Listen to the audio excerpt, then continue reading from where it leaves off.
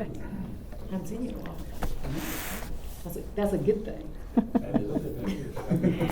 Okay, I'm going to call the Planning and Zoning Committee meeting to order at 4:30. And, okay, the first item on the agenda is the discussion regarding the 60-foot ordinance, GC 60-foot ordinance. Jonathan. Okay, so this is a proposal from Mr. Huckabee to raise the maximum building height in the general commercial district, that's GC, from 50 feet to 60 feet. Staff doesn't have a recommendation on whether or not to do the increase from 50 to 60, other than to say it would not be out of the norm for some of the other municipalities in the area. So here you can see listed Rock Hill. They allow 60 feet in several of their districts, even up to 90 feet in downtown. In Fort Mill, their highway commercial, which would be equivalent to our GC, also allows 60 feet and even higher for certain things like hospitals, things like that. TK is 55 in their mixed-use district. Clover doesn't have a maximum height in their commercial districts, so that's a note, could be a lot higher than 60. York is a little bit different. They've got a 35-foot citywide max. So there's some of the regional context there. So happy to take any other questions or thoughts you might have. Can I go first? Go right ahead. Okay.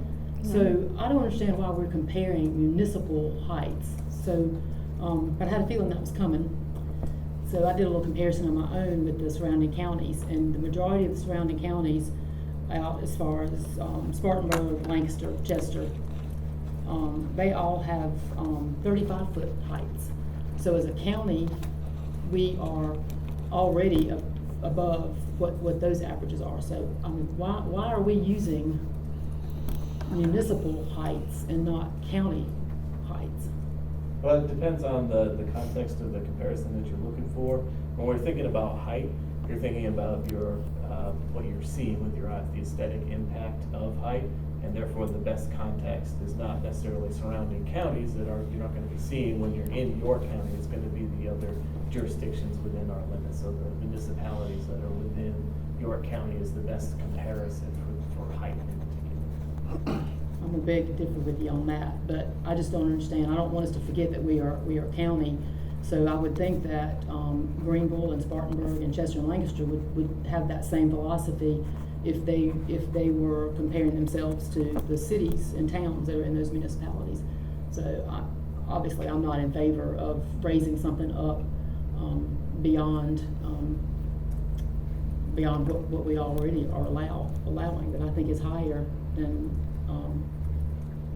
the surrounding counties. I just don't understand why we're not consistent in what we're comparing. Okay, so you checked on Greenville, was it Chester? Spartanburg, Lancaster. Okay, so 4 counties. Mm-hmm. Well, I think Chester and Lancaster you probably can kick those out because they're not nowhere near comparable Right. to us. I would stick with what Greenville, Greenville would probably be a real solid one considering the population size and what their growth, what they got going on. Yeah. My question is, when was the last time this was increased, or did we just start out where we're at now and it's been the same pretty much since we set this? I think the maximum height for York County has been 50 feet for a long time. And with the recode update, the industrial districts were changed to 60 feet. So it's been 50 for a long time in the county, but just recently with the recode, wasn't changed to 60 for the industrial. Well, I'm sorry, to 50 or 60? 60. To 60. So you've That's already not- changed it? It's been 50 for a long time in York Right. County for all districts. Uh-huh. The recent change being that with recode, the industrial districts were changed to 60. So ID. Now, obviously over time, I think we do need to take a look and adjust some things. We definitely wouldn't reduce it. My question is, with so much growth and activity that we see coming this way, maybe it is time to go to 60, But give me a short list of some of the things that could fall into it. Obviously, hotel is gonna be probably the number one that's probably gonna utilize the 60. Is that Yeah. kind of where you see it? And honestly, the way the market is, that might be just about the only thing that would go up to 60 feet, because your other would be an office, and the office market is, down in the Right. doldrums right now, no one's building any office buildings. So maybe that recovers in the future, but Right. as of right now, hotels would just be about the only ones that take advantage of the 60-foot height. And I would just say, knowing how this area is a real attractor of tourists, I would, knowing hotels would be the benefactor of this, I would support going to 60, because how else are we gonna get some of our other areas to grow if they don't get the hotels? You know, because obviously if we start putting some recreational stuff in some of the other parts of the county, what's gonna be there to support the tourist part, just besides fields and attractions? People wanna stay somewhat close to where they're visiting, versus everything always landing in Rock Hill or Kelwoods Boulevard. If you want some growth on the other side of the county, we're gonna have to open some things up. And hotels probably would help do that in a way. So if we're stuffing them out, and knowing that these hotels are gonna have to get a certain number of rooms to meet their margins, to meet their mark. You know, maybe 50 feet is not doing it. Maybe they need another floor so that they can make their numbers, so. So is there a hotel somewhere in the county asking to go higher? Is that how this began? Yeah, as far as I know, there was a hotel proposed in Fort Mill. The prospective developer had a parcel, tried to make it work there, it was too tight of a parcel, abandoned that site, went for another one, but still he was looking for 60 feet instead of 50, and his intention, I think, originally was to try to get a variance from the Board of Zoning Appeals for that, but having going from 50 feet to 60 feet as a variance, there's no way you could really justify that as a hardship, which is the only thing that the board should be granting a variance for. So his only other option, if he wants to have a 60-foot high hotel within unincorporated New York County, would be to change the district to allow for 60 feet instead of 50. So to get us to change everything in the county for his one hotel. I'm not in favor of it. So, the general commercial area, Is where hotels gonna land. yeah, but can we get an idea of where, like a map of where you're looking at for general commercial? Yeah, I can provide you with the zoning map. Is there any, because the county's rather Well, for large. countywide, Countywide, sure. Yeah. Get you a map of GC. I'd like to see what we're looking at there. Generally, it's gonna be around major arterials throughout the county, Mm-hmm. and on the outskirts of municipal limits along those same arterials. Mm-hmm. Okay. Any other comments? I mean, are y'all okay with getting the Not map? voting on it, Yeah, so you vote. yeah, Well, it says for discussion, so. yeah.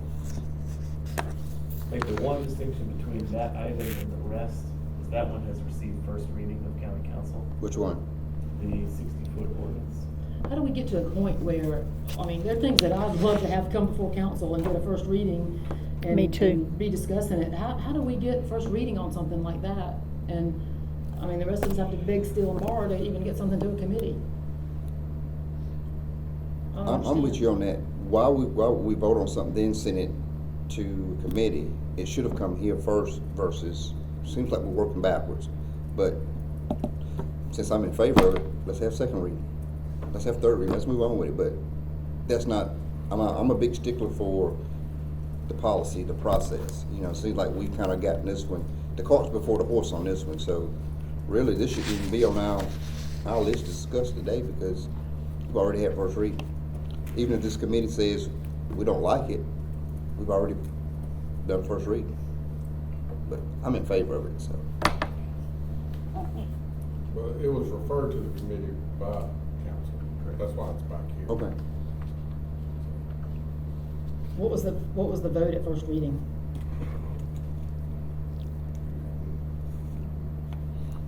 I don't remember. Apparently, it was 4 of us somewhere. For it to come here, Maybe the vote probably. was to refer it. It would have to be 4. If first reading passed. It was just by itself. Now, if we pass this, is that hotel plan still on the horizon, or?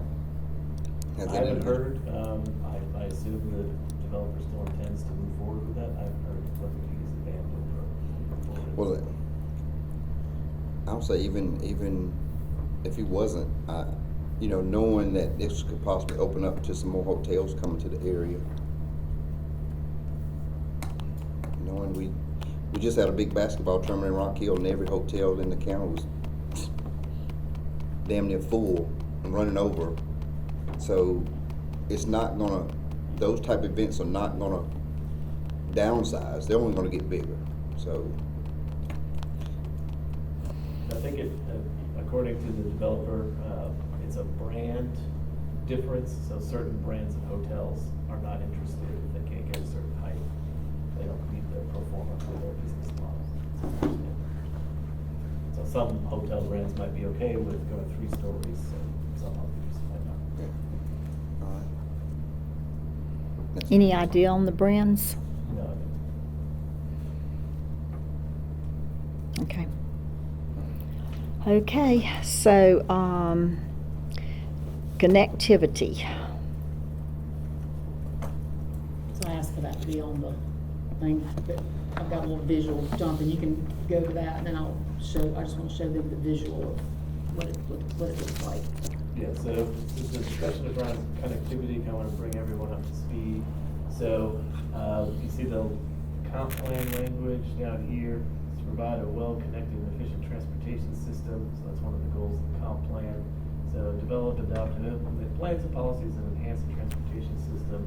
And similarly here, maintain the efficiency and safety of the existing transportation system, and that's looking to increase street connectivity. And so this is from the ordinance, the land development code. So this is the purpose statement of the requirements that we have. So that connectivity is looking to reduce the need for additional access points to the external road network. It allows greater route choice for residents, increases the access and response time for the emergency responders. You've got more efficient routing for service delivery, and the other component here is to have a sense of community by eliminating physical barriers between neighborhoods. So that's the purpose of connectivity. So here's kind of a very basic illustration of how connectivity is meant to work when we're designing road networks. So here you can see we've got kind of the 70s style of suburban cul-de-sac neighborhoods. We've got one access point, and that's going out to the collector street. And so if I live here and I want to go to school, I've got to come out through my neighborhood, go on to the collector, go to a light, come down another collector, and then drop my kid off at the school. So now I'm impacting 2 collector roads, which are going to be high volume. Whereas in this model, where you've got the traditional grid of streets network, you can see you've got a lot of different options here. So if I'm on my path to drop off my kid at school, I've got a very direct route here. If there's some issue from a neighborhood or something like else here, I've got other options to get there that are just as short. And rather importantly, I'm never on those collector roads. That local traffic is staying local. So that through traffic is always going to be there. It's about trying to limit that local traffic from being on the collector network. So here's a comparison, a little more detailed here. So you can see on the top is your traditional neighborhood, the well-connected streets, primarily grid-like. And you've got your options all here without ever having to go to the collector road. where this is the more suburban sprawl of the 70s. And you can see, you know, this is all separated by land use, so we've got my neighborhood here full of cul-de-sacs, and the only option I've got is to go onto the collector road to go anywhere. So the way that will shake out, you can see you've got your through traffic that's gonna be going through that collector road. So here's that through traffic. So those folks, they're coming no matter what. You know, they're coming from other areas of the county, and they're gonna be going to schools, they're gonna go shopping, and they're gonna go to their jobs. So they're coming through no matter what. So it's about how we handle that local traffic that's immediate to the vicinity. So if we look at the path, if I live in a traditional neighborhood that's well connected, I'm going from home to school here, I'm driving through my neighborhood, this is all my neighborhood of residences, and I'm dropping off my kid at school, and I'm going back home. I'm never mixing into that collector road and making that traffic worse. Whereas here, I'm going down my neighborhood, I'm going on to the collector, I'm turning left, I'm going here, I'm going back onto the collector, I'm coming back. And similar, that works for your shopping experience and your work experience. So, see, every route here is gonna take you onto that collector that's already a heavy volume. So you've got your through traffic and your local traffic all using the same road. Nobody has any other option. So this has an impact on emergency services as well. So here's a different comparison between a 2.5 mile drive for this fire station and this fire station. These are in two different areas of Tulsa, Oklahoma. So this is the area that's covered in a 2.5 mile drive. That's that shaded area there. That's their coverage. So they can reach all of those folks with a 2.5 mile drive. So that same area is here, and so you can see with a less connected road, although this is arguably pretty well connected compared to most county road networks, you can see where there's starting to be gaps in there. So you can't get as far on your 2.5 mile drive if you don't have well connected streets. So that adds to response time, and that adds to the cost to serve, because this fire station can't get to these folks in a 2.5 mile drive, so you've got to build another one that's closer over here to reach these folks that aren't getting the faster time. So covering those benefits, you're looking at trip distribution, so you're reducing those local trips on your collectors and your arterials. You're offering more options, and the trips themselves are shorter, so you're on the road for a shorter amount of time, and you're contributing to traffic congestion less. And the more connections you have, the more linkages that you have for walking and biking, and that in and of itself, if you get folks to walk or bike instead of get into their car, then you've got fewer car trips.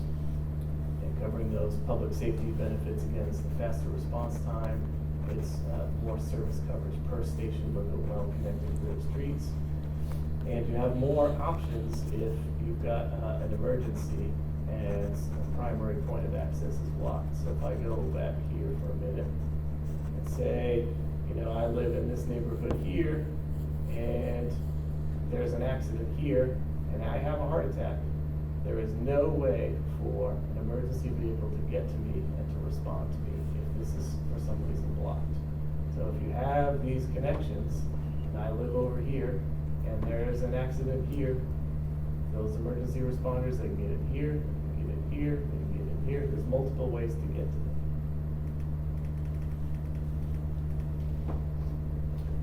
And also, there's a benefit here to optimize route for the U.S. mail service, home parcel delivery.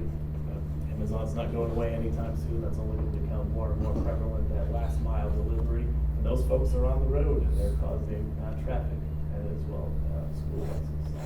So those are all the benefits of road connectivity, which brings us to the standards that we have in our land development code today. So all street systems have to provide a network of interconnected streets. So cul-de-sacs are not the preferred option. They're kind of the option of last resort. If you cannot feasibly make a connection for one of these 5 reasons here, those are the only reasons that you could have a cul-de-sac or other permanently dead-end street. Otherwise, the code requires you to make those connections.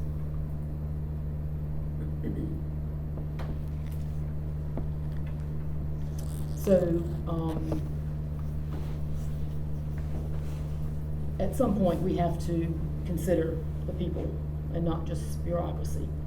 So we have a situation in Lake Wiley, this is just an example, and I'm sure there are more examples, and I agree with most of what you've said.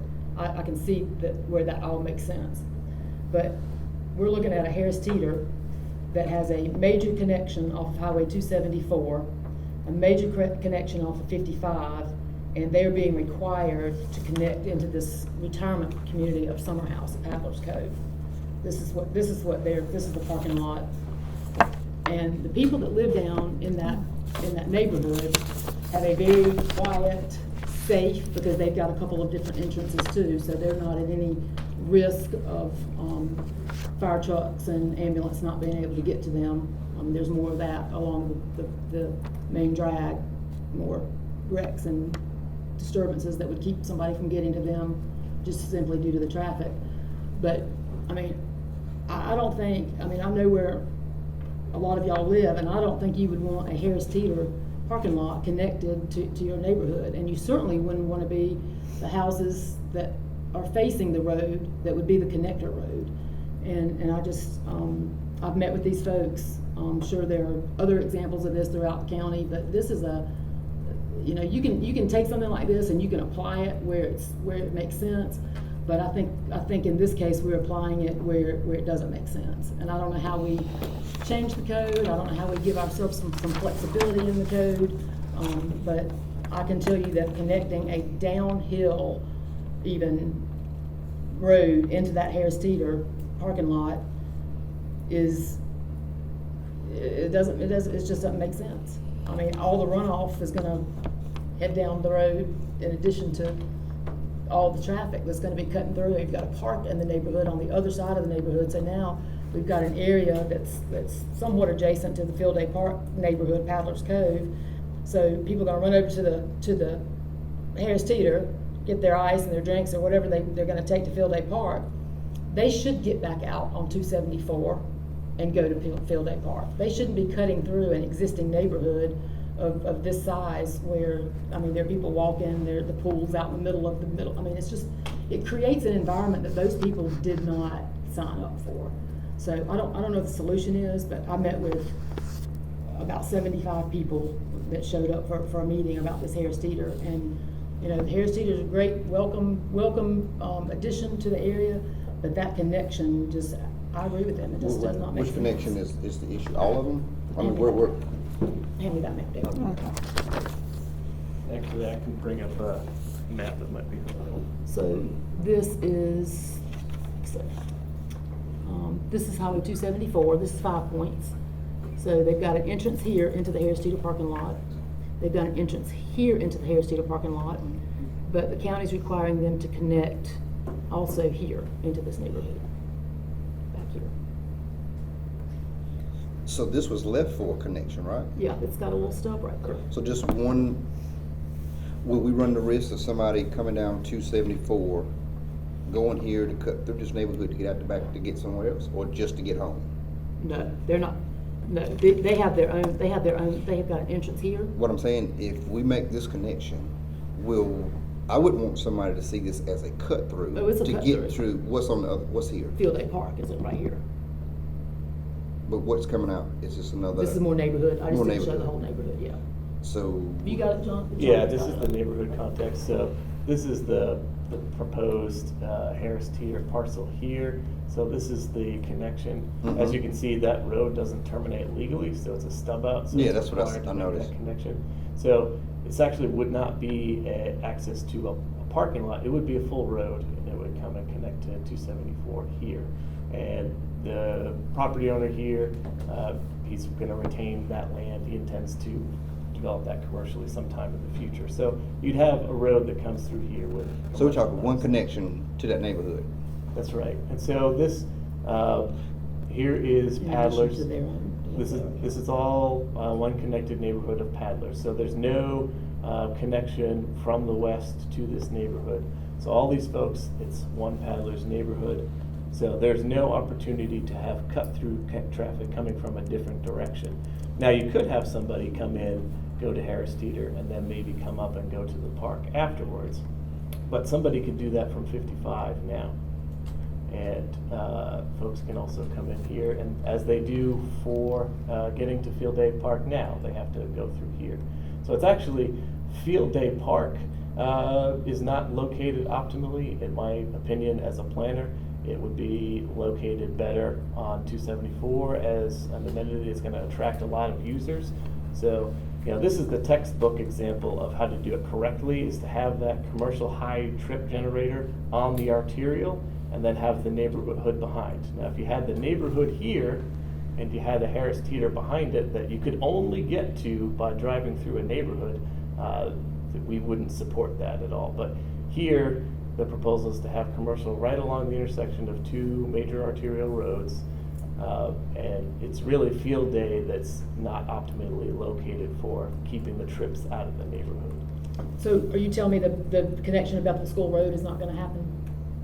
Because when you pointed up to the top up there and said there's no way for those people to there's a proposed connection to that top pink group up there, Where is that? The top others. right there. Here? Yeah. There's a connection to Paddler's Cove, I mean, I don't have glasses on, I'm sorry, but Roads gonna go all the way Track. through Bethel. Let me hold your point while I get, go ahead. Maybe I can zoom in a little bit and tell me what you're talking about. What's that? the connection from Paddler's Cove to Bethel School Road. Right there. Oh, where's my little phone?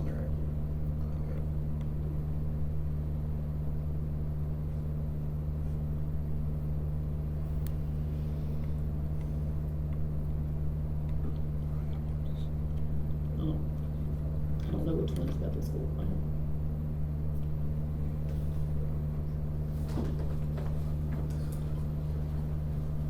Yeah, most of it. I'll get the little laser, come out, which one, the laser? Continue to. I thought it was that. Mhm.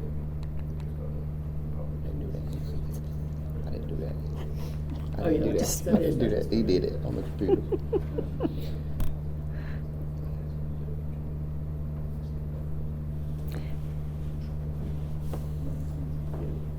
I don't understand how you can, I was trying to get your point how of you work. can, I don't understand how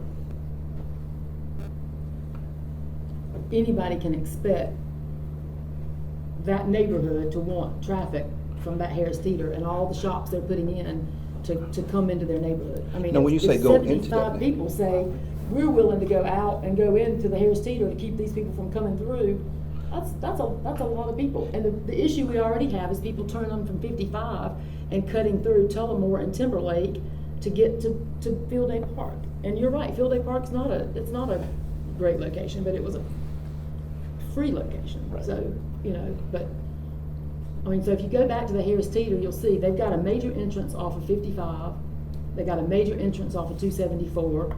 So does the neighborhood. All three of the neighborhoods have their own entrance. But I don't see that being a cut through, because once they go down the new connector road, they're going into that neighborhood. They're not gonna go into that neighborhood and out of that neighborhood if we connect where the proposed connection would be. Because it doesn't connect to another neighborhood. Yes, it does. It connects to, the next one up is Tullamore. Timberlake, it connects to Timberlake and Tullamore. old school. So we're connecting here, right? That's where the Yes. connection proposed. It's not like somebody's gonna turn off of here, go here. Where's the exit point? Go up. Wind around that loop. They would have turned in here to get home. And once it connects here, it's just in that neighborhood. If they were gonna use this cut through to get to here, I would say no. But this is the only connection. It's not a private drive for that neighborhood. I promise you, it's not a private drive for that neighborhood. Doesn't need to be a private drive. But the whole goal is not, connectivity was brought up for this. We've always had connectivity. And that's Okay. always been a goal of the planning department to, I understand it's always Put been that the goal of in. the planning department, but I don't believe that in many cases, connectivity from residential to commercial is, I mean, y'all gonna hear from these people, and I don't know how you're gonna, explain to them that their little retirement community down here is gonna be connected to that. And it does connect to the Harris Teeter parking lot, it connects right there to the Harris Teeter Yeah, they'll be, parking lot. they'll be able to access it, but do we just do away with connectivity because it's gonna have a proposed impact to an area? Do we just say, we don't want any connectivity? No, but we're gonna raise the hotel roof for one. Connectivity? No, We're the gonna raise height. roof, we're gonna raise Oh. the roof on hotels for one hotel. I mean, I'm just saying there needs to be something that allows us to make a decision on something like this where you've already got entrances. I mean, somebody needs to be able to reason and use some common sense on this. I'm just saying we need to be able to, the planning department needs to be able to, which I don't know how they even think about it, but Yeah. there And- needs to be some judgment somewhere. Yeah. and Okay, that's- so that's- this road That's what's in this. right here, that road right there, is that how these, okay. That, Allison, that road right there, is that how they get into this community? Yes. What is that road? I don't know what the name of it is. Kent, Can't. Kentmere Lane? And that comes off of 55. 55. Mhm. So the 55 entrance for Harris Teeter, Right there where you're. right in this area? Mhm. Okay, so Kentmore, they come down here, they go in there, and they go up here to all these, to access all these houses. But it's turning right here to get home for these also. Yeah, Their but, houses here. but the main thrust of the community is coming here and going there and going there. So if we have this road going through here, what's to say those people It's going home. on 274 274. are gonna turn here, and that's how they're gonna get home also, is go that way. That's definitely an alternate route. They wouldn't have to come all the way down, come this way, and then go. Because if I lived here or here, if I'm coming home from this way, I would hang a right and go in versus having to come all the way down, Yeah. come here, and work the way back. If an emergency vehicle is coming, right now they have to come all the way down, come this way, versus now they're in the neighborhood.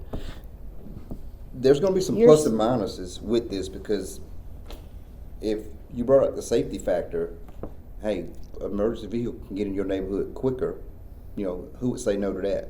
I'll tell you, there's about 75 of them. Well, but then when somebody dies, an emergency vehicle can't get there, then what are they gonna say? Well, we let that neighborhood, that neighborhood's been there for years. But then that person's not always gonna live at that house. You know, somebody else may say, yeah, I can deal with a connector road, an emergency vehicle can get there. I'm just doing my best to represent I the get people you, that I get elected you. me. And they are very upset about this connection, and when I look at it, I wouldn't want it either. Of course, I live adjacent to a neighborhood that I would have not approved had I been on council at that time either. So I'm just saying, we keep going south for the people in York County. What, so this is still yet to be Undeveloped. developed? This part, back part? Correct. He's holding on to that because the value of it's gonna increase once the Harris Teeter goes in. Harris Teeter's a game changer. And what is it zoned? Whatever he Like wants it to general be. It'll com- be zoned whatever he wants it to be. I believe it's already GC. Mhm. Do I have that right, Josh? Double checking. Okay. So that's another factor right there. No, it shouldn't be. I mean, something's gonna go there regardless. We can't. Yeah. Oh, I we know can't- there. we can't I know say we that. don't. I know. The way I look at it, ever since I've been on council, planning and zoning has always pushed for connectivity. Yes, it's GC.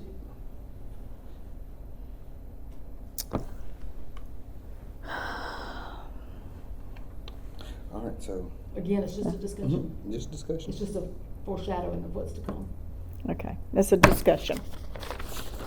Not a happy discussion. Well, this is one that we have to have. I mean, Yeah. it's not, we're not in a situation where we're all gonna agree. I just think, you know what, here's how I feel about it, and I feel pretty strongly about it.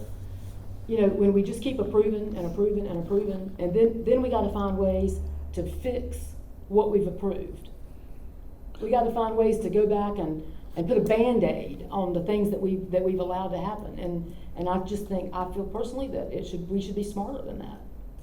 Well, the alternative would be, don't do nothing. Let everything stay like it was in the 80s, and we'll still have what we have in the 80s. We gotta start, there are gonna be things that come up that's gonna be satisfactory to some people. There are gonna be things that come up that people are gonna hate with their guts.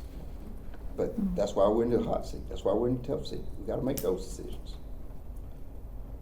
And you do a damn good job representing your constituents, I'll be the first to tell you. Thank you. You fight tooth and nail. And you do so- a damn good job of helping me. So you They like So, me. They so like I me just better have than another anybody. question. While they're patting themselves on, okay, so this No, little. each other, not ourselves, each other. Oh, each other, Yes. okay. This little section right here, I'm assuming is that housing or whatever, right there? But, so like the development part of this will be that, or is it gonna be that also? I think those are existing businesses, and I think those are, I mean, they might sell in the future to be redeveloped, but this is the remainder. Okay, parcel. so to get into this new section, whatever that's gonna be, they're gonna use this road, Correct. okay? They're gonna use both, they have entrance off of both roads. I can't see what you're pointing at. Well, this road, that main road, I mean, behind The the Harris connector Teeter. road. The extension. The That connector. road and the one off of 55. There's another one coming off of, come down below the green, long rectangular box. There's another entrance that comes in. But I'm just talking about That's this it, new too. undeveloped area. Oh, the undeveloped area, yes. Yeah. Listen, I don't have a problem connecting that area to the Harris Theater. The issue is, and I think you should ride out there and look at it, because when you see these houses and you see what it looks like, and then you realize that that's gonna be a big connection to a Harris Theater parking lot or a big road, it's just not fitting. And several of the houses face that road. It's not a neighborhood road anymore. They're facing a boulevard at that point. talking about these houses, when you're Yes. facing this road. Yeah. Okay, so, all right, just for discussion, this is just a discussion question here. That little part right there, Yes.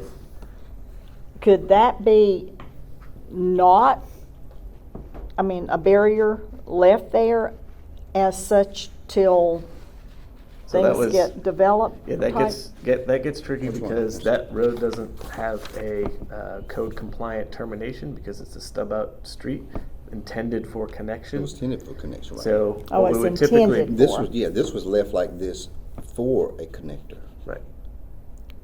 So you can't put one of those concrete barriers? So, on. you know, if for some reason something happened and that connection were not done, we would probably have to force the developer of this property to put a cul-de-sac on their property to properly terminate the existing road. So But he what- developed this knowing that had to be left for a connector. Like I said, this has always been in the plan to have these connectors, so it's not like, Oh, I get it. yeah. How does that get changed? Because we did change one a little down the way from them. So that one. Okay, Yellow Jasmine. Yep, I know what you mean. Yellow Jasmine there. So there are a couple of criteria that are listed here where you don't have to have that connection. And you can have a permanently dead-end street, whether it's a cul-de-sac, a hammerhead, anything else that complies.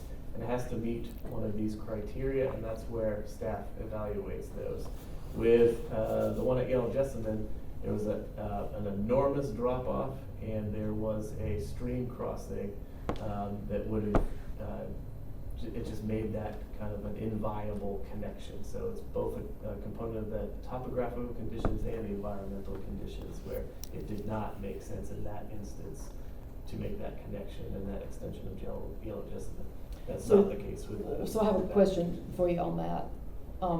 If you can't find anything in that list that helps these folks down there, what if does that have to be because what I've asked Harris Teeter for is a golf cart connection there. So does it have to be a connection that's a road, or can it be? Yes, because you don't get any of the benefits of connectivity that are required by code with a golf cart connection. But those residents would get a lot of benefits. They would get a different type of access, but you wouldn't have the emergency responders. They couldn't use their cars. Deliveries. deliveries. Mail. None of those benefits would be there. So you could have one, yes, but you wouldn't have any of the rest. Well, at that point, I see the neighbors saying, hey, give us a golf cart connection. We want the benefit, but we don't want the other headache that goes with the connection. It would require you to have a golf cart as well. Yeah. Well, seeing this for the very first, well, not the first time, I think this has come up at one of our meetings. Like I about said this at the connection. outset, this particular instance that we're talking about with the Harris Teeter, it's a textbook example of how to do it correctly, is to put that commercial on the intersection of those two arterials.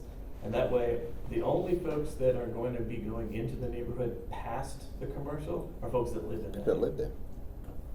You don't think they're gonna be cutting through to get? There will be cut-throughs. Yeah, there're gonna be a lot of cut-throughs. That- Y'all To need get to to where? look at it. To where? To where to, To Field Day Park is Oh, what they're he gonna cut said. through, if Field Day something Parks. happens up there on 274, they're gonna cut through that neighborhood, they'll be coming through that neighborhood to get to 55 every day.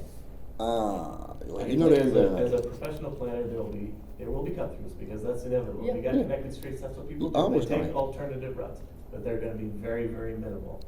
But if you inhibit connection between that Harris Teeter and that You're subdivision, dumping more traffic, don't every you? single trip of those folks that live in that neighborhood that want to go to Harris Teeter or any of the other commercial entities, because they have some parcels there, they're all gonna have to use. No, we were 55. hoping they were gonna take their golf carts, because Harris Teeter was gonna kinda make that golf cart friendly for them. But not everyone has a golf cart, not everyone is gonna be physically able to do that. Some folks are gonna have to get into their car, have their friends drive them. So all of those trips are gonna go onto the arterials, where the biggest complaint we hear from constituents in Lake Wiley is the traffic. So connectivity reduces the volume of trips on those main roads that everyone's on. I understand the textbook version, I totally understand the textbook version, but the real life version of it, it doesn't always look like that. They just don't want it. They don't want They it. don't want it. That's just about, but me personally, and we need to move on because I got another meeting at Okay. 6, is that from the planning perspective of connectivity, this is textbook. Y'all made sure this developer planned this neighborhood to leave a connector. They have not submitted yet. I mean, so this neighborhood behind is not there? No, the. Yeah, I'm saying, Oh, y'all yeah, made sure that they yes. developed this neighborhood Right. so that we can go back 5, 6, 7, 10, 15 years later and do exactly what we plan to do, That's right. and that's connectivity. So I think it would be doing a disservice if we didn't make that happen, because we planned for it, planned for this to happen at this point. Just so happened, it's a Harris Teeter going there. Could have been something else. And the same offer, the same suggestion from planning would have been, we gotta connect right here. So, Let's see what happens. yeah. And all that's county road, right there. All Going through, yes. the whole, going through the neighborhood, The and neighborhood. it's not private, it's not owned by the HOA or anything like that. County roads. Okay, No, let's not even get on that side. well, Please. I have issues about that. Yeah, me too. Okay, County road? so Jonathan, let's hear about the TIA amendments, my favorite subject. Yep, and for that one, you should have a little handout, this exhibit A, it's a single page, front and back. So we had this discussion last year with county council members asking staff to review our existing TIA policies and procedures. So we met in our last meeting, and Diane talked about how there are certain aspects of the TIA that we're going to be evaluating on whether there needed to be any changes, primarily looking at the tiers. Right now, we've got a tier 0, a tier 1, and a tier 2. And I'll get into that in a little bit more detail in a second here. But so that analysis that we did found that the vast majority of tier 1s don't require any transportation improvements. So you can see here on your exhibit A sheet here, the table there, that tier 1 is that range that's in the middle there between a tier 0 and a tier 2. So those thresholds weren't really gaining a lot of value for us to analyze and for somebody to pay for a tier 1 TIA to be performed by a consultant. Now, they're not as expensive and as exhaustive as a tier 2 is, but they're still not cheap. I mean, Chris, do you have an estimate on what those Last one was like 5,000. So to have someone do a tier 1 TIA, it costs them about $5,000 just to find out there's really no transportation improvements to be done. Seems like a lot, so our recommendation here is to change that table, so we'd eliminate that tier 0 and that tier 1 would take its place, so that it's that tier 1 would become essentially just a single sheet application that the developer is inputting their use and their estimated trip generation based on the ITE manual, and then we evaluate that and determine whether they need to do a full tier 2 study, or if what they've submitted is sufficient and they don't need to go any further. So instead of having that middle option where they've got to pay a significant amount and maybe do a tier 2 anyway on top of that, proposal here is to just eliminate that, have one sheet and the full tier 2. Okay. Who gets a tier 1, who gets a tier 2? So that's listed here. So if you fill out that sheet, and that's going to tell you what your trips are based on the use and the size of. But I'm saying what kind of companies are required? It's not based on companies. It's not based on use. It's based on trips. Trips. So we don't care if you're a school or you're a new residential subdivision, if you're a supermarket. It's all based on how many trips your development is going to produce. So it's truly tied to your traffic generation and not what you're going to be doing on your property. Okay, and so, to do a TIA,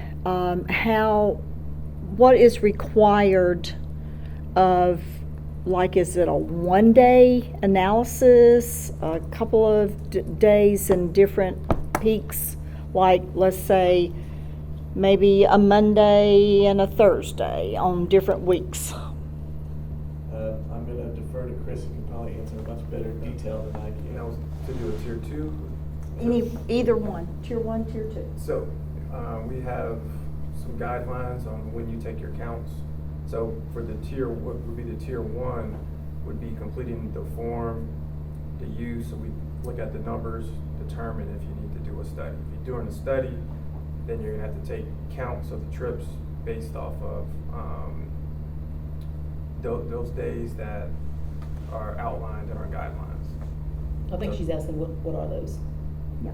Is it like a week long? Those are week long. Is It's a week study, and I think they do it by an hour. I think they take the highest average for an hour. Do we get those qualifications? Can I get those? That information as far Yes. as it'll be based on, so when we get a traffic study in the appendix, they'll have the trip count and all of that, and that time when they took those counts.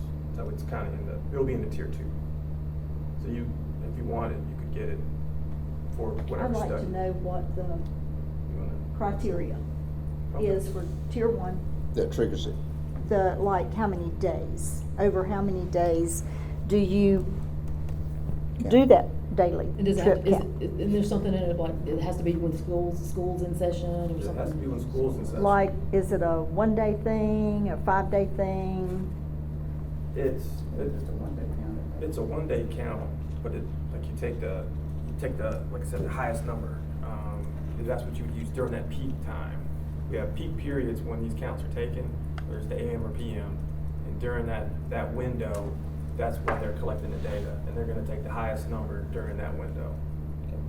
So what he's saying is, they count the whole day, Count one day. but like in the AM peak hour, the peak hour may be 7:15 to 8:15, it may be 7:30 to 8:30. That's not known until they do the actual counts themselves, and they break it up into 15-minute segments, and they take basically the 4 highest concurrent segments to make up the peak hour. So basically the worst time of the day, and that's what's used to analyze in the actual analysis. Because you want to take the worst case scenario. Okay, so let's say planning commission, when they get a TIA in their packet on a project. So they're gonna look at, are you gonna give them the 15-minute increments, or are you gonna give them like the total? Or how would they determine, a project is good or bad with the information you're giving them. The TIA is gonna base it off the worst case scenario. So I don't think they're actually getting individual traffic counts, but they're getting, I guess, do they get a copy of the full study? Yeah, in the full study, that's all in the appendix, so it's kind of in the background. That's what they use to do their analysis, and they kind of simplify it with the level of service. So that's kind of typically what they're normally looking at is level of service, A through F. But the analysis is based on that worst case scenario. Right. So how do you, Jonathan, how do you determine whether, or it might be for you, Patrick, so how do you determine if something is, I guess I'm confused. Okay, I am. So tier 0 is gone. Right. And tier 1 is 1 through 399. How do you determine whether something is 399 average daily trips versus 450 average daily trips? So it'll be the land use code. So if it's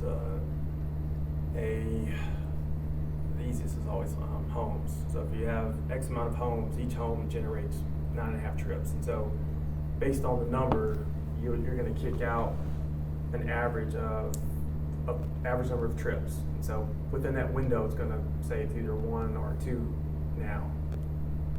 And then there's also peak as well, peak hours. So look at- we use numbers that we already have to get averages. The numbers come from the I think ITE. they're established standards that engineers use. Okay. For like what a grocery store. There's an generates, ITE manual. What Okay. a single family does, or what a 100-bed hotel does.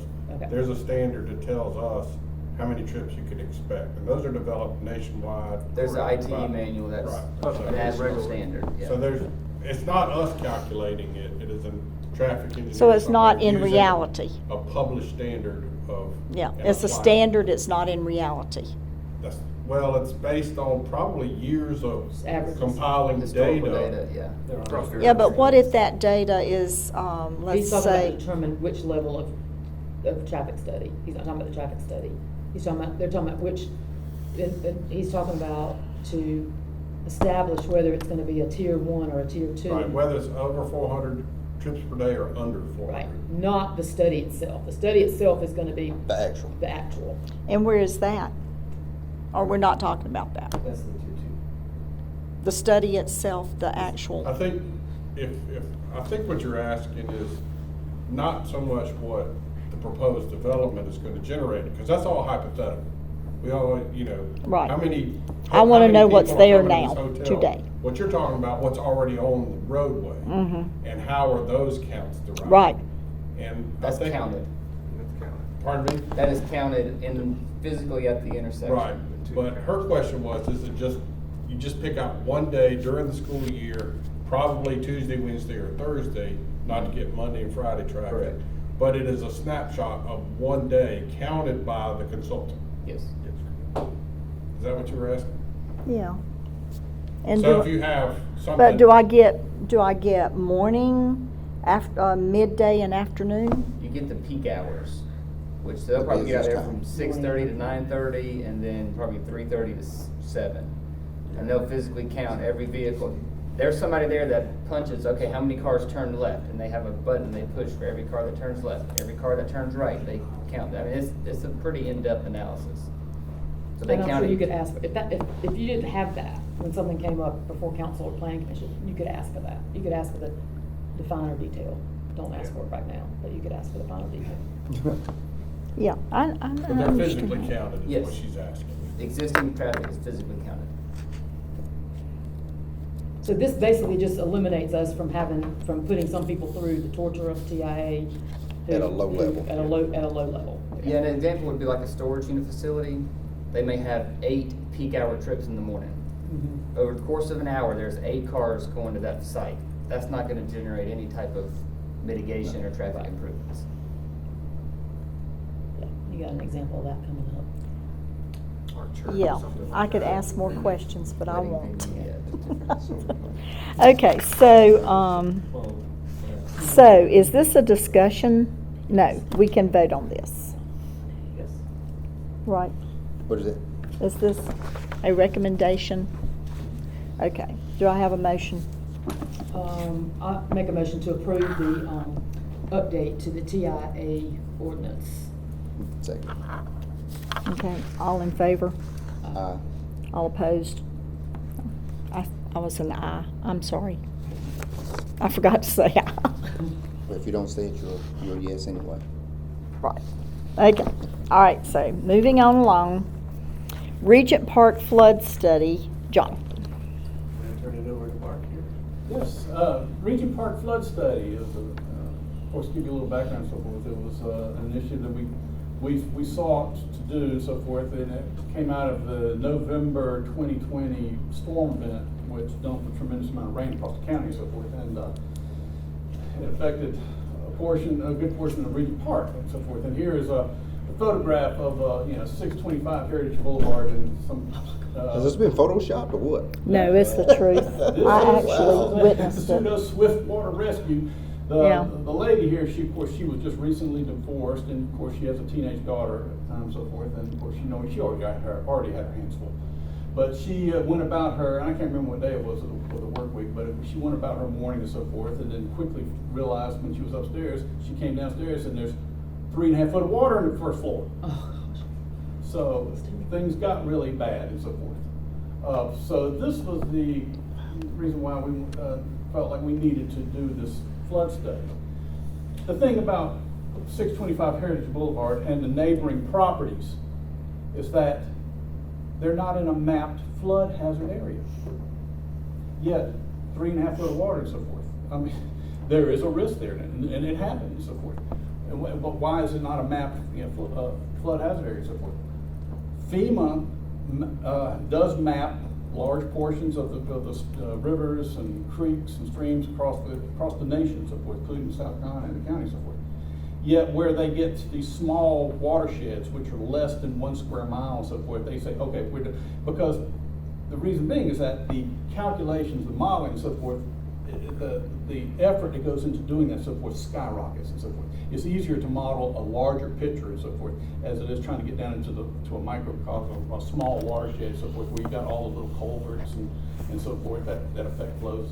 So FEMA's policy is to always, if it's where it gets to less than 1 square mile of the remaining watershed, they say, okay, we're done.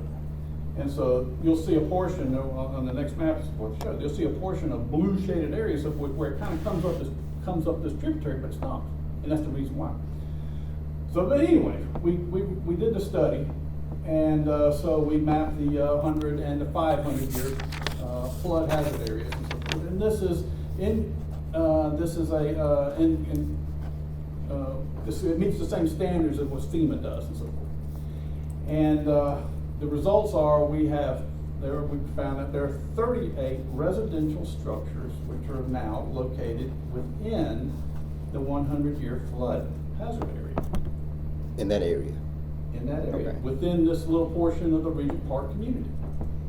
And of those 38 residential structures, of course, a number of them are townhomes and duplexes and so forth. You've got 64 addresses.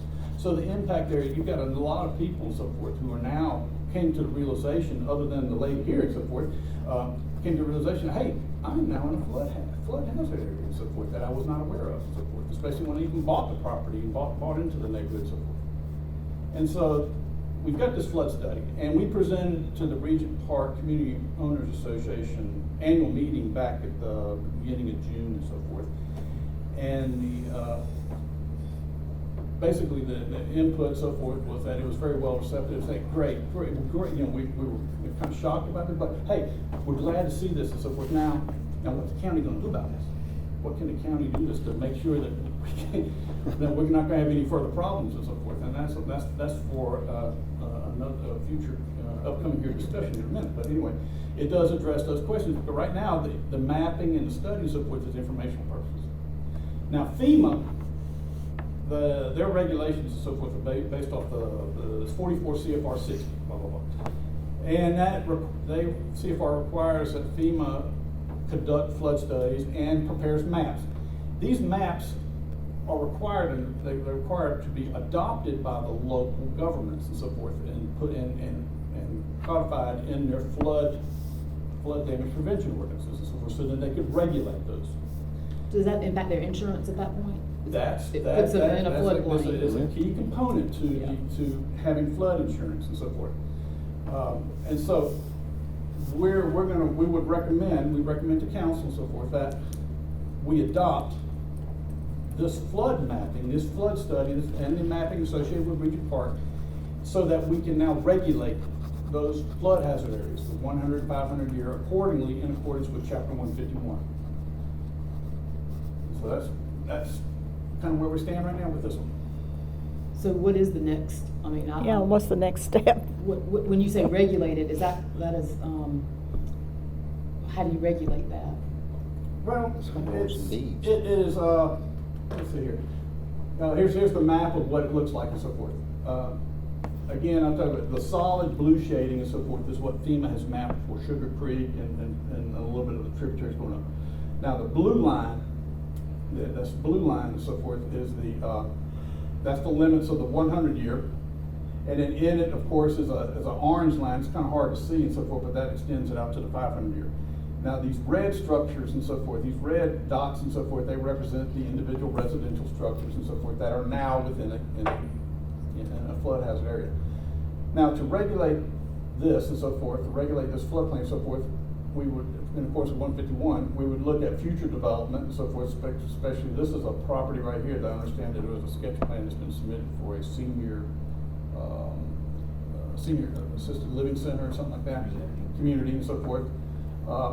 You know, that's a big parcel right there that's going to potentially has development potential.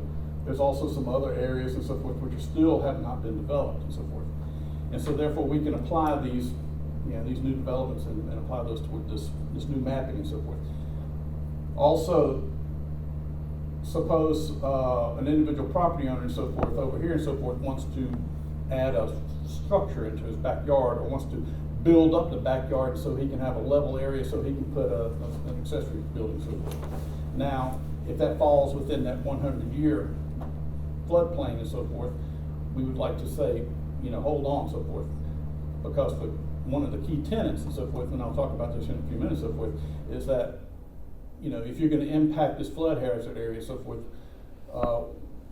we don't need you to impact other property owners because of your choice that you want to develop this part of your property. So does the county, so let me just be sure that I understand this, because this is kind of unique. So is this a floodplain because of stuff that's been allowed to be built here? It's a floodplain based on existing conditions, so yes, it's a combination of what's been allowed to be built. It's based on what's natural, but also what's been allowed to be built. And how long have these houses been here? Like, how old are these? Let's see here. I think this area, the community right here, which was this is like Jim Baker days. Jim Baker days and so forth and whatnot. These are some of the duplexes and so forth that people bought into and so forth. It's been around for a good 30, 40, since I was a young kid and so forth. Is Morningstar? Morningstar is, where's the railroad track? Railroad track is right here.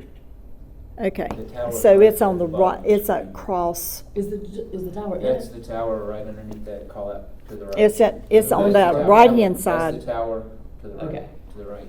Okay, well then, No, flood. okay, the railroad track is the tower's supposed to be on the other side of the railroad track. It is. Oh, so this is the Okay, tower. yeah, right there, Okay, yeah. sorry, this is the tower right Yeah, here. yeah. Well, okay, So let me finish my question. Yeah. Okay, okay. So the area up there that's open, that's got looks like a little pond, is that a retaining pond? That's a Retaining- nice little, Is that a natural little pond? it's a pond. It could have been part of the golf course. It could have been, it's a nice looking pond.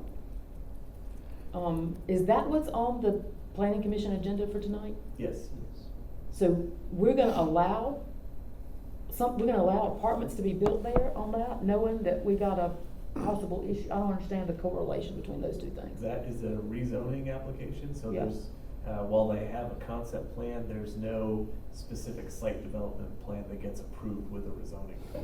So, even if it gets through planning commission, goes to council would work to adopt that, they would still have to submit a complying site plan. And if council is looking to, as our recommendation, Mark will get to in a second, adopt this map, along with any future other studies that we might do, that would prohibit them from developing in the floodplain area that's attached to that property as part of that site plan review. But that site is not gonna become how do we keep that site from being a floodplain? I mean, cause it looks like, if we've built stuff and allowed stuff to be done here that's maybe created a floodplain, how do we keep that from happening? I mean, we've already got a pond on it. So how do we keep So that it's from carrying over as to Mark was that? saying, it's kind of a mix of both the built environment over time and the natural features. So, if folks so the natural feature is going to be along those lines. Now, the more structures and the more fill that people put in it, that's what makes those lines expand out and get further and further. Because that water has less space to be stored in its natural feature, and so it gets pushed out further and further. So, if people are staying out of these mapped areas, that should not have the impact that developing inside of the floodplain. So the applicant for that property doesn't know that there's a possibility they won't be able to build on a portion of that? Or is that correct, or is that? I would assume that's the case because we're just bringing this to you now as an update as a proposed update. So to when we chapter adopt 52. this, what changes for that applicant? So correct me if I'm wrong, Mark, but they would not be able to go into the floodplain for new structures. The newly established floodplain. There would be some very stringent requirements in order to impact that, and that we would have to look at it very closely. Does that also have an impact on what they're allowed to do on the property that's not identified as a floodplain, to the extent that they've got to mitigate how much water leaves the site because And this is, or is that in place either yeah, way? this is where it crosses over into chapter 152 stormwater ordinance and so forth. And now we have got provisions now, so, and particularly with this future project, they're gonna have to require to do a downstream analysis to show that their 100-year water, the 100-year storm water from that site and so forth are not gonna exacerbate a problem. And we've got mapping which shows that we've got some problems and so forth existing. Does this give us more ability to It does. regulate what takes place It on does. that site? It does. I think that's your bottom line question. And then we can do that through chapter 152. Okay. A lot more So- specific what they can do there. Years ago, how far back does your study go? This is a study as of this year or this past year. Okay, but history with that area, history with just It's that based area. on- It's based on what the current land development is now. It's not Right. based on anything that's historical. But you should have in your records a history of that area, We do because have- we it do has have- been a problem. We do have complaints that are on file and so forth, yes. Okay. As far back as when? The complaints. 10 years, At least and so forth. There probably some go back to 2015 and earlier. yeah. But the majority of this was already there prior to. Well, but nothing has been developed around that lake or in that area, and that's where a lot of the flood, we've had people in that area complaining about flooding in that area, and it's due to streams that are coming all through that area around that lake. And that lake, there are pictures of that lake from the 1940s. Oh, wow. Wow. We can get those for you if you need it. I would like to see those. Yeah, okay. So it is, we feel like, a natural lake. It is not a man-made lake. So the streams coming off of that would be an impact for the whole ecosystem of that area, but which has an issue, I think, with the development of that area. Does So that pond, does it flood? Does that pond flood? that's part of the issue, and the streams that are little tributary streams from the pond. Has anybody got pictures of that? Do people have pictures? How do y'all know? The residents have taken pictures? Or Yes. That's who's complaining? And it's not their property, they're complaining about the adjacent property, is that what's happening? But it comes onto their property, the flooding From that pond? from that pond and the I think little Mark streams. needs to know, he needs whatever they got on that. Yes, sir. I'm on it. You know I am. Oh, good. Good. Look forward to seeing it. So do we need to adopt the new, Yeah. Okay, do I have a motion? is that Hold what we on need just to a do? second, we have Mark and Well, cover the changes. yeah, this is where Jonathan wanted me to kind of hijack it, else time for a little bit, so forth, to talk about two more initiatives associated with this and so forth. Okay. So, we got the Region Park flood study and some of the comments and so forth that came about. Now, what can the county do to make sure this doesn't get any worse? We're considering revising our flood damage prevention ordinance. And this is a major type of revision and so forth. And let me try to, as briefly as possible, give you kind of a background and so forth on this. Our current ordinance and so forth follows the state's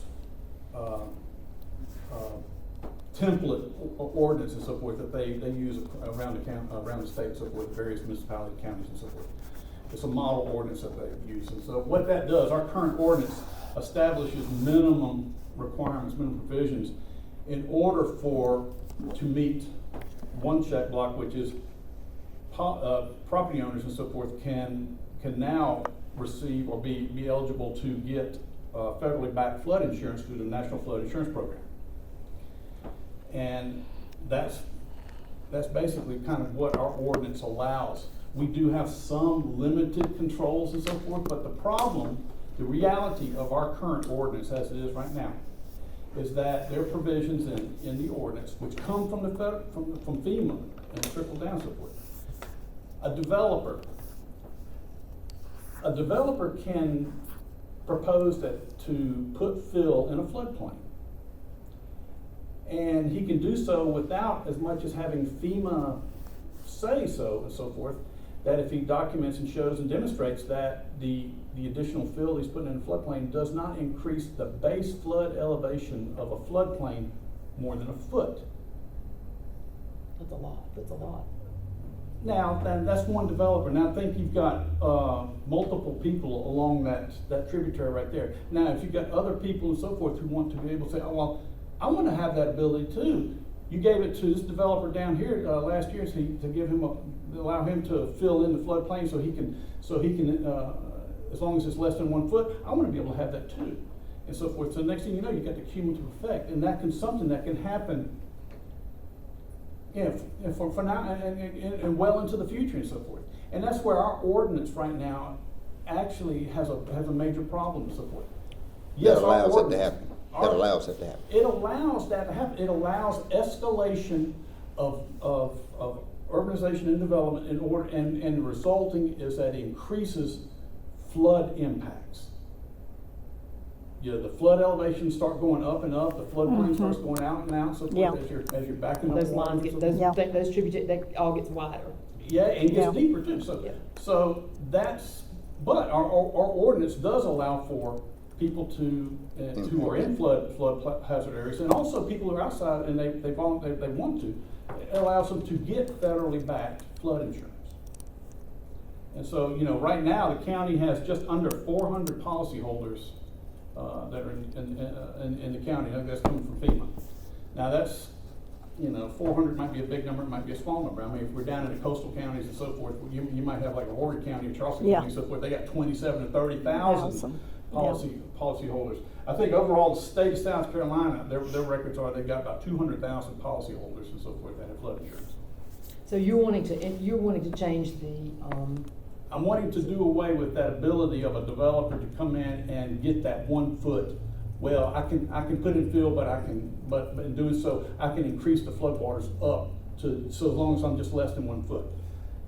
And this is an approach that is recommended by FEMA, but it was developed by the Association of State Floodplain Managers, and that's a nationwide organization, so forth, and that's what we at the county, so forth.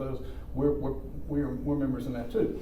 But this is an approach called no adverse impact, and what that basically says is you can't increase the flood peak, you can't increase the flood stage, you can't increase the flood volume, you can't increase flood velocities, you can't create a problem where you're going to increase erosion and sedimentation, and you can't,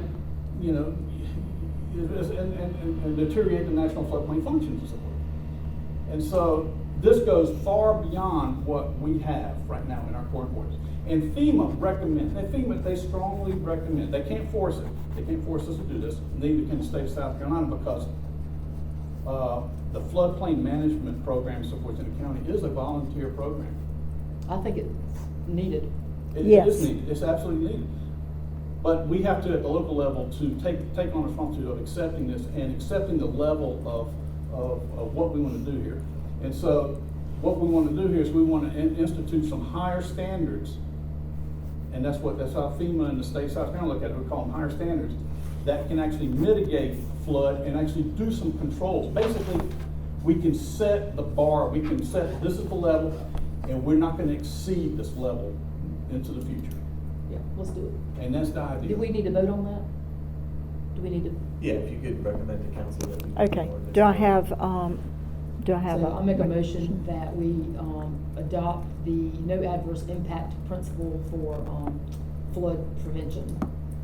Now, do we add the Regent Park onto this That motion? would be just one small piece, but that's included in this, is that we would take plans other than what FEMA has, and why don't you all back up one slide? I'll second it while it's, I'll just say based on the Regent Park flood study In the map, yeah. and the maps. And, Yeah, so the okay, intent is to, Okay, and you- we would now be regulating all of that floodplain instead of just the The dark solid blue. blue there, solid blue chunks. okay, so you second, yeah, I second. all in favor? Aye. All opposed, no, okay. And now there's another.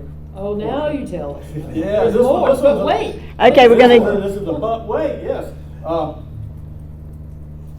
This is kind of related, but I think this really would go to what David has had to deal with here over the past several months and so forth. That he's received a few phone calls and so forth from a IRA property owner out on Lake Wylie. We would like to propose an amendment to our stormwater ordinance that, in summary and so forth, would require developers, as a precondition to getting a civil site plan approved by the county, that they first look at and identify any impoundments that are within 1,500 feet downstream of their site. Now, impoundments are considered, for the most part, they're considered ponds and also lake coves. And so we would like for them to identify those areas and then conduct a hydrographic survey or bathymetric survey of the existing conditions, the bottom of those ponds or those lake coves and so forth. And that would be submitted as background information, as a baseline for the civil site development plan approval. It would be accompanied with the stormwater pollution prevention plan. Who does that apply to? I mean, like, who does And that? so, for example, like you have developers that are working in and around the coves, in particular around Lake Wylie, and some sediment is allowed to come through. We don't regulate 100% sediment; that's impossible. But some of the neighbors will see, oh, there's clearly mud rolling down the hill, and it's impacting my cove, and it's filling up my cove. I've been there and done that. And yeah, and the developer will do a study and say, no, that wasn't caused by us, it was always there. So this ensures that we know what that cove looked like before they started developing, and as they're going through the development process and when they're done. So there's no debate about, did this sediment come from this development or not, and it allows us to force them to correct it. It's just for developers? It's for some, whoever's conducting a large land disturbance activity, so forth. Now, we could set that at 2 acres, 5 acres, 10 acres. Ideally, I wouldn't want to go below 2 acres because generally you have most of your single-family residential home units and so forth.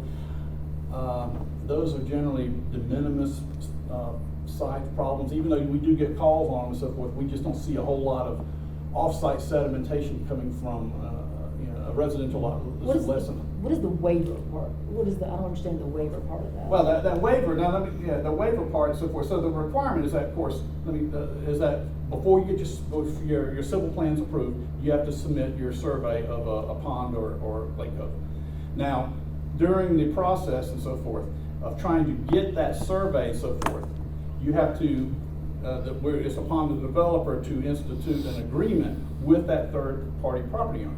Now, if that property owner doesn't respond within 30 days, we would say, okay, as long as the developer has made a good faith effort in order to obtain that access agreement, So if they're denied if they're de- access. If they got no response, or the landowner puts unreasonable expectations or access This would be requirements on it. like for a pond that's on private property, but is impacted by a development. And it's also the Lake Wiley too, Lake Wiley Code. So if it, so there's no, so we're not gonna allow a neighbor to resist the study No. and hold them up. In other words, the development can't, it's not gonna be held up because somebody won't allow them access. So they basically, if you got a neighbor and they say, well, you know, they think that they're not gonna be able to build because they won't allow access for this study, then they'll only believe that for 30 days. Because they won't have to do the study if the In neighbor. fact, they'd be helping the developer avoid this problem. Right, exactly, yeah, okay, gotcha. So anyway, we will do this, and then of course, if there's during construction, we have an off-site sedimentation event and so forth, then that would trigger a follow-up survey and also a report prepared by a professional wetland scientist and so forth to document that, and from there we can determine So, one more question. Yes. Just one more little question. Does this apply to, roads going in and impacting, wetlands? Right now, I'm just saying, right now is targeted whatever's land disturbance and so forth exceeding a certain amount, whether it's 2 acres or not. So if they were, it could include a road. So, can we up that 2 acres? You mean What- go higher than 2 what it- acres? Huh? Go higher than 2 acres? No, well, where what was You that? don't wanna go below 2. The site, the whole site. Because he's saying no less than 2 acres, because the sediment, it takes, It's also another trigger to it is that 2 acres is the limit upon which a responsible party has to get an engineer to design their stormwater plan. That's required by the state, and that's required by us.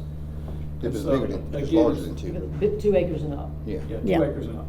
okay, so what is your real recommendation? You said not less than 2 Right now, I'm acres. considering 2 acres. Right now, you're saying 2 acres. 2 acres and up, And up, we can say and up. yeah. So anything 3 2 acre acres. site or 10 acre site, they gotta do. Right, It's 1.5 acre site, they don't have to. that's correct. I think 1.5 is less than 2. Yeah. I think we're all. Okay, do I have a motion on I was this? testing you. So do we need a motion on this too? We're also going to change the ordinance, our stormwater ordinance to, Protecting water impoundments. I was looking for a better way to say it, so. Yeah, that would cover protecting water. To protect the water impoundments, yes. Is that in form of a motion? Yes, that was, A Okay. second. Okay, all in favor? Aye. Okay, so, are you through now? I'm through. No did you more? get everything you wanted, Mark? Sure did. Okay. Early birthday present. Okay, let's go to Rural Estate Zoning District Recommendation Framework, Jonathan.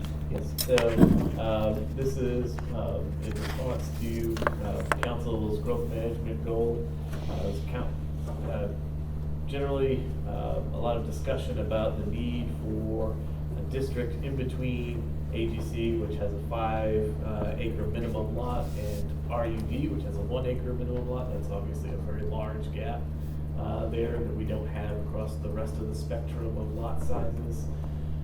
So the goal here was to create a new district that fell in between that range, that has a more transitional scale when we're talking about rezoning, nothing by right. So when we're talking about rezoning in rural areas. So the proposal that we have is to modify AGC 1 and have that become rural estate. So have AGC 1 be renamed to the rural estate or RE district. So there's a couple of reasons that we went this direction for the proposal. And the first being AGC 1, as it's currently written, it really lacks a definitive purpose.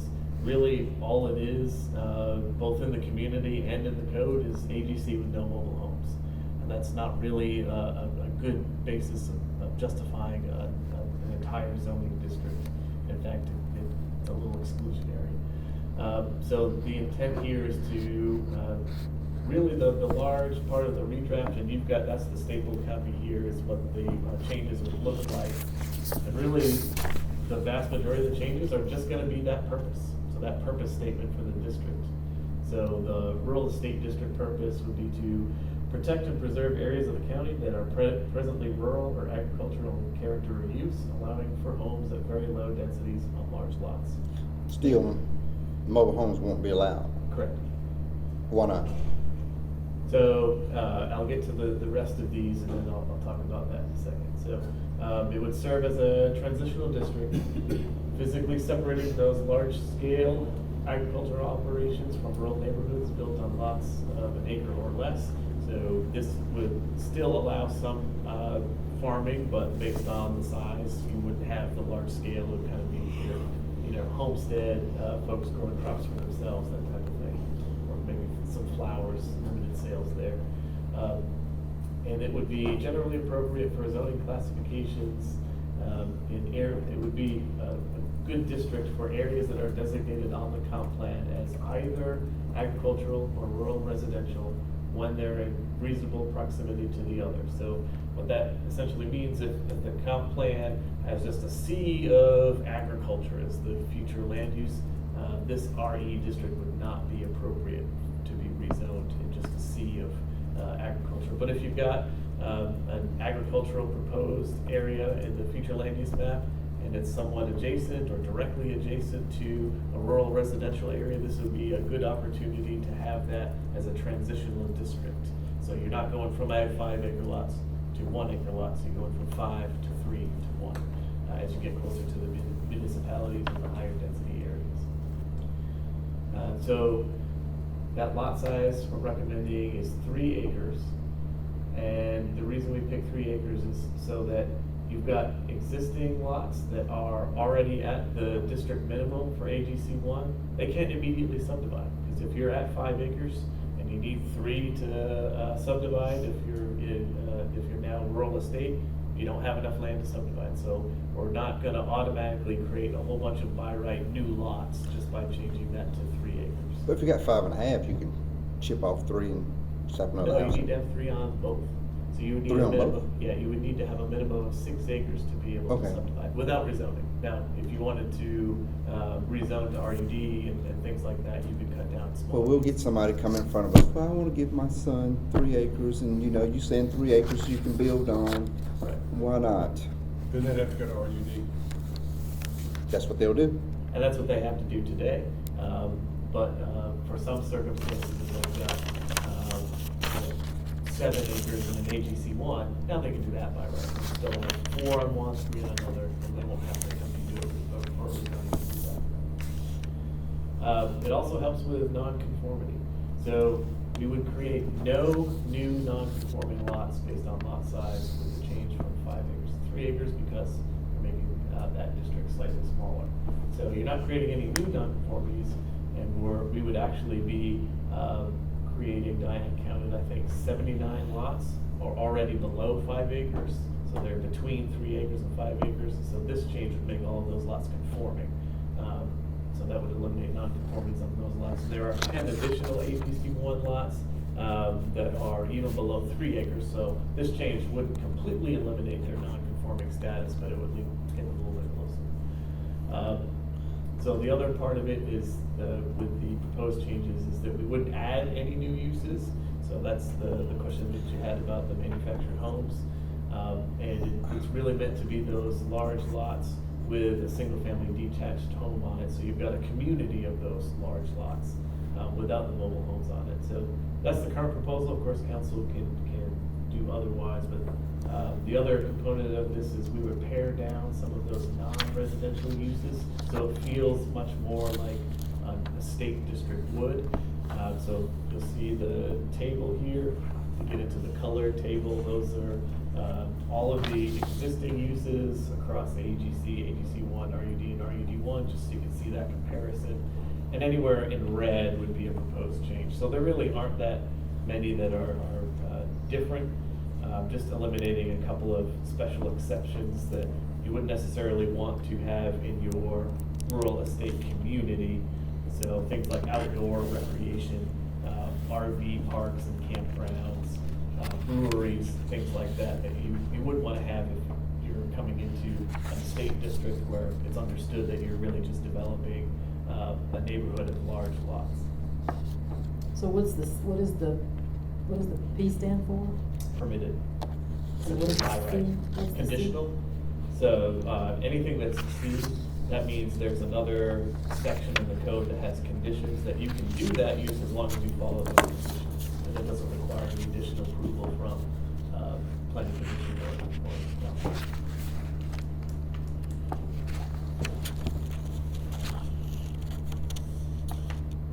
That, it just jumps off the screen, why did we automatically just say no mobile homes? Where did that, And that's just the existing, that's. just- so it's not allowed right now in the Correct, that's agency? the status of the ABC 1 district today. And that's, by and large, the intent of folks when they come to planning commission and council, when they propose ABC 1, they, in most circumstances, talk to their neighbors and everyone's concerned, oh, well, you're gonna just put mobile homes and I don't want them. So as an offering to the neighbors, typically they'll say, well, I'll rezone to ABC 1, so I can't have mobile homes, so you won't come out to get my public hearings, typically how it should go. So all of those communities that are currently existing that were constructed along those lines, they would be unaffected by this change. That was part of the intent, was to not affect the pre-existing AGC communities. Okay. Where did I see? And I saw that somewhere, that you could, okay, allows the establishment and continuation of new agricultural operations involving crop or grazing of livestock. So you would allow that on the 3.5 acres or 3 acres or whatever you're proposing. So that's the status of the district today, is it has that right to farm qualification that runs across AGC, AGC 1, RUD, and RUD 1, or we're not proposing to remove that right to farm from there. I want to be sure I'm reading this right. So animal and pet services without outdoor kennels, runs, or play areas.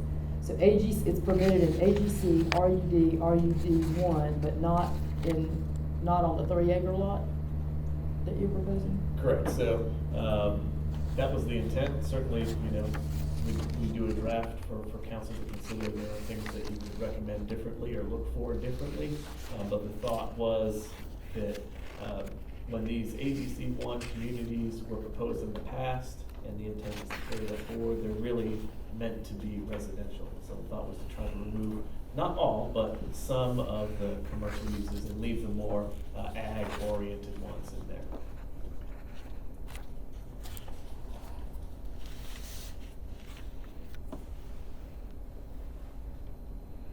And why do you want to do this? The- I know, I see that Well, up there. There's two reasons, I mean, first, from. Like state's really perspective- give me 2 really strong reasons why you want to do this. So, I'll give you 3. One of them is this is something that council asked us to evaluate. So that's number 1. Number 2 is, the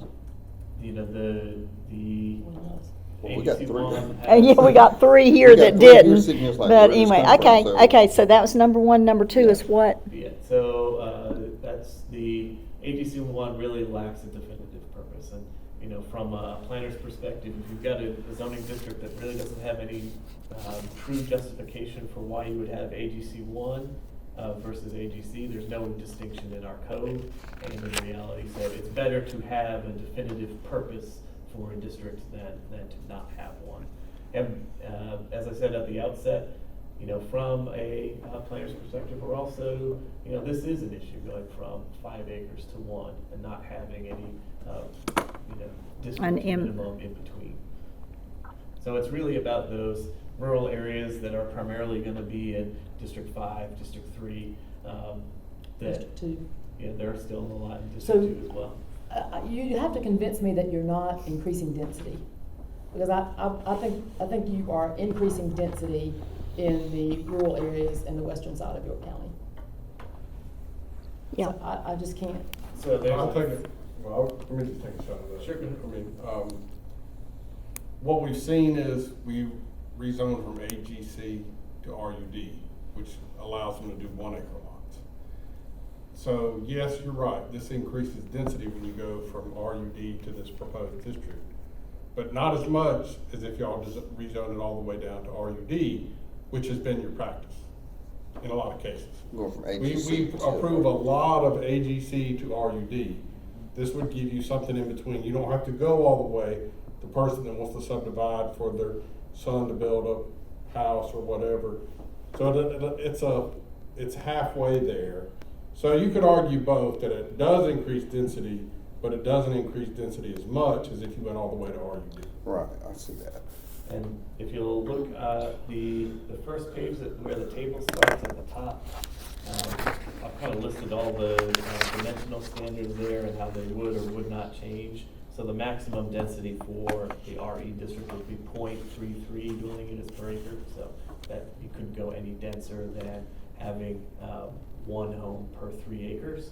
And because the intent of the district is to have these large estate lots, so it feels like I'm driving up to someone's large rural estate, we've eliminated the cluster subdivision as an option in that district.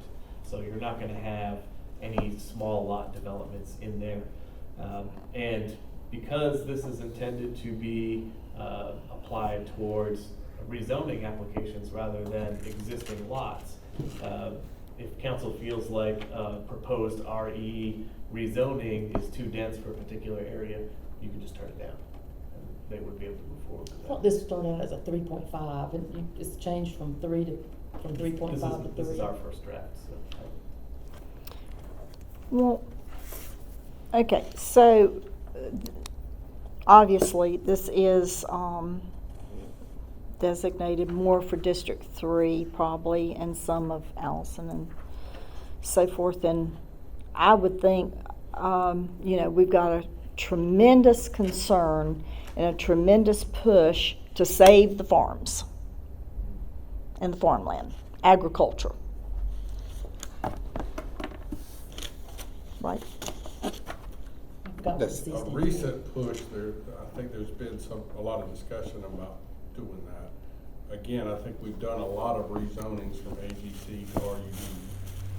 So that would be That's contrary that to son and daughter coming in. Well, not That's the even son that. and daughter. Yeah, that want that acre Oh, out of the 50 acres that their But parents it's been own. other, I mean, it's not just in that. I mean, maybe Josh has more.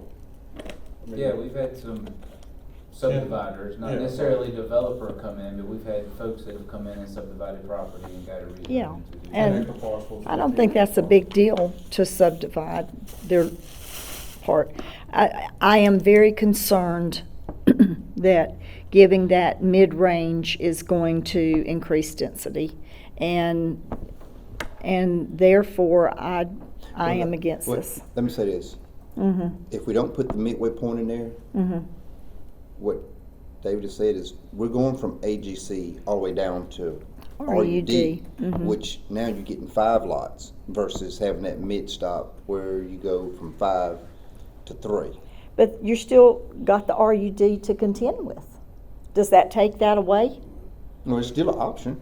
Yeah, it's still It's an option, RUD so is still an option. it's an So, option. By introducing the option in between 5 and 1, that gives council and applicants more flexibility to ask for something that is more reasonable in a rural area with a 3-acre lot versus going straight to the 1.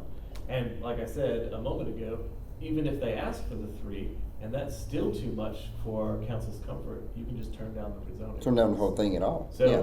this change would not, just by council adopting it, increase density anyway. wouldn't. It would only be by. Only for rezonings. It would be only by rezoning, and folks that already have large AGC 1, and to be honest with you, I think most AGC 1 properties are probably 5 acres or thereabouts. So the only difference would be for them, some of them might have an opportunity to subdivide into a 3-acre lot where they didn't have that before, and they had to do all 5 acres. But that's very, very minimal. The vast majority of it would be up to council's discretion whether to approve or to deny. So what if this was just for single-family residences and not for developments? Like, so my concern is that somebody, kind of what Debbie's saying about trying to save the farm, so let's say somebody's got 100 acres and they want to divide that into, I mean, what if they want to divide that whole thing into 3.5 acre lots instead It's of? three. not Three. I mean, I'm sorry, 30, I don't know where I got 3. So you go from 33 houses now. Yeah, so instead of having, I'm just trying to. Instead of 20, you can do 33. Yeah. Yeah. Or if they come in and do RUD, they get 100, Right. give or take some green space I and, think of Tom Smith about that. You know, he always says, I don't want to do 1 acre lots. I want to do this, you know, bigger. But I don't think the economics work for a 5 acre lot. That's what, and I don't want to put words in his mouth, but I would think this is kind of in his wheelhouse. He would still want to subdivide to the RUD and then do some, he would do some 3 and some 5 and some 7 and 10 and 11 and whatever all he does, but he would still want that option of the RUD because he does some 1 acre lots. and that RUD option is still available. Yeah, but I'm saying for a subdivision though, Yeah. they would subdivide, the whole thing would be RUD. Yeah. So, I mean, in this case, They would still, you know, if they're proposing to do a subdivision and it's AGC and they want to rezone to RE to do, you know, 33 lots over 100 acres, they would still have to get your approval to is there anybody in the county that's looking to do that now? Has anybody requested that? Not that I've heard. Have you had requests? Well, I mean, folks have districts. Like when they come in and they're shocked by 1 acre and they go, oh, isn't there something in between? Well, when you've got, it's just a minimum, so if you've got a developer, they've got RUD property, they don't need to go all the way down to 1 acre. Now, most of them do, so they can get maximum lot yield, but they don't have to. We have plenty of 2 acre subdivisions in locations throughout the county. I worry about the AGC being dropped down to, I just worry about the more of it going to, instead of sticking with the 5 that we have.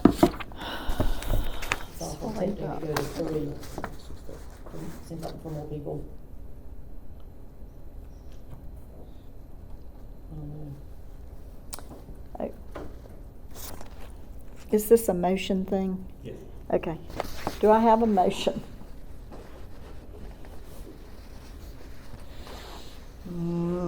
Oh. Where did this, we've got things on here, I mean, where did this come from?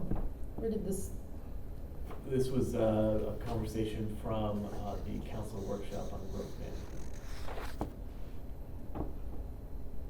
Also, I believe it was discussed in the retreat in February. About 3 acre lots. From Pardon? where? Where was it? About the 3 acre lots. About something in between RUD and AGC.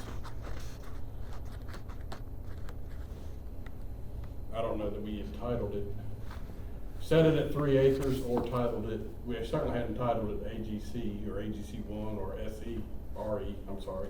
But there was a discussion about having another option that would, something in between, that the rezonings to RUD were too drastic, From one, between the 1 and the 5. from 5 down to 1. From 5 to 1. Well, I'm just visualizing an area that I know about personally that's about 26 acres and it's single family homes, and a gentleman wanted to do the 5 acre. And so that would put 5 homes behind a whole nice development of well over 500,000 homes in their backyard. Well, if we do this, then those 5 homes are going to go to 8 homes. Only if you approve a rezoning, you still can deny. And I don't, The- and you say 5 to 8, Yeah. I don't think that would be that detrimental. I'm sure That's there's 3 gonna more come- homes behind homes that are close to $1 million. Just 3 homes?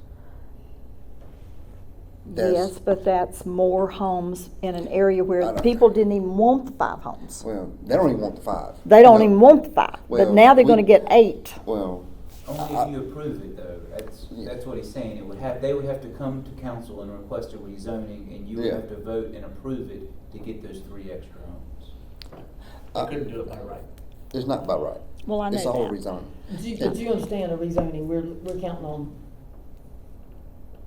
people are counting on one person and three more to do Yeah. the right thing in a case like that, and that's Well- gotten harder and harder as time's gone on. I've never been the one to fight. I mean, if somebody said, well, it's gonna go from 5 homes to 8 homes, and these neighbors don't want it, they don't want the 5 to begin with, that's being unreasonable. You know, Well, you don't know the whole story. I mean, I don't know the whole story, but you just gave me 5 to 8. That's a small example, because most of these people have much bigger properties. Well, she just gave the 5 to 8. I gave you a Kind of little bad example. example, I think. Yeah, Um, well, Allison gave you the big example, the 100 acres. I'm not gonna That's make a not- motion on this one. I'll leave it to y'all. If you want one right now, I'll give it to you. If not, I'll let y'all fight over, because I gotta be somewhere at 6:30. Okay. Do you want a motion or you don't want one? It's a little bit overwhelming for me to Well, we can say hold, what I think. let's hold off I mean, on I'd like it. to look through these. Let's and- hold off on it. Yeah, okay. Okay. Really think about it. Yeah. Okay. Okay. Okay, so we don't have a motion. No. Okay. We'll- So next is outstanding violations, discussion on expanding types of violations to be resolved prior to rezoning. Jonathan. I'm out. All right, this one should be very straightforward. So we have, I'm sure everyone's aware, a lot of issues in actually enforcing code violations. So we're very Enforcing limited- what? Code violations. So if someone has a code violation on their property, then we have very specific state statutes that we have to follow. We can't physically go onto the property and say, you do this now or you're going to jail. We don't have those powers. So some of the powers that we do have is being able to withhold something. And that if someone really wants to get their property rezoned, right now, they are not able to move forward with their rezoning request if they have an existing zoning violation on their property. So what we're proposing is that if they have any property violation, that we could withhold the rezoning process from moving forward, except in the case if that rezoning would resolve the violation. So we have a lot of those all the time. A code enforcement case comes up and there's a land use violation. They can't have that trucking operation on a residential home. So if their proposal is to rezone to a district that does allow that, they can move forward because that would remove the violation. But if they've got, say, a stormwater issue and they've got a stockpile that's leaching all over the road, we would seek for them to cure that violation before they could move forward with a rezoning application. Right now, it's just limited to zoning violations. So that's the proposal here. So if they So have a I'll problem. give a big example, Okay. is McAfee. So as they were going through that rezoning process, they had tons of violations on their property. Yeah. And the property owner was not motivated to correct any Right. of them. And Right. we had, sewage seeping onto, the ground because of an overflowing septic system that was illegally hooked up to 2 units. We have split mobile homes that people have to walk by every day. Yeah. And those are all violations that we cited them for, but they were allowed to move forward in their rezoning application simply because, this currently only prohibits zoning violations, and their only zoning violation was to have somebody living in a tent and trailers and other things. They got rid of those right away so they could move forward.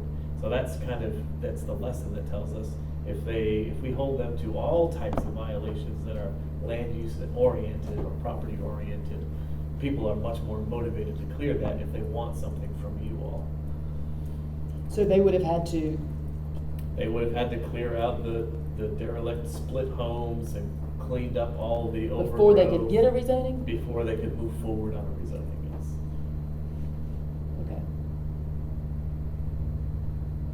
And this doesn't happen that often when it comes to properties that are seeking to rezone. Usually people that are actively trying to market a property or get more value of it, they're taking better care of it. But we do have sometimes, I think we've got a couple right now where there's an active case, and it would be great to be able to force the issue on them with some of these other violation types, particularly the nuisance. So what if they have a problem, I'm just trying to what if they have an issue? What if somebody has an issue but they're not looking to rezone anything?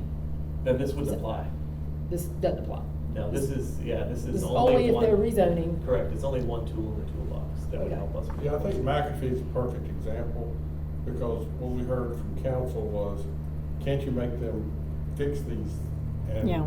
the answer was, they could still, we could make them fix the zoning violations before moving forward. We couldn't make them fix anything else before moving forward, Mhm. because the code didn't allow us to do that. This just changes that. Yeah. Okay, so do you want a motion on that? Okay, yes. How do I word that one? That's, it says discussion, do we need to make a recommendation on that? So I'll make a motion that we, Accept. I make a motion that we, change the rezoning, Why don't you just say present an ordinance for consideration? present an ordinance for the consideration, of, rezoning for parcels with, property violations. So, okay. That works. I second. All in favor? Aye. Okay, so, do we have any issues for executive session? But I'm aware. Nothing. So no matters. Okay. Do I have a motion that we adjourn?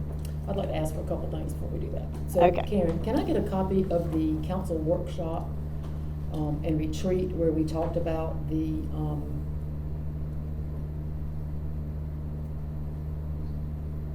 rural estate, we didn't have a name for it, but where we talked about where that came up? And, also, a copy of, the audio of when we talked about the, 60-foot ordinance for the hotels. I'd just like to know when those, I'm still curious how those things were. Where the direction came from, because I know a lot of time and effort's gone into some of these things, but I don't know for sure where the direction came from for those.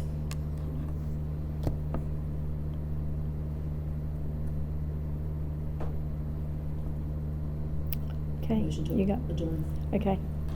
Do I have a motion to Adjourn. adjourn? Yes. Yes, okay. All in favor? Aye. Okay. Mark, I need to see you. Okay, can we go back in?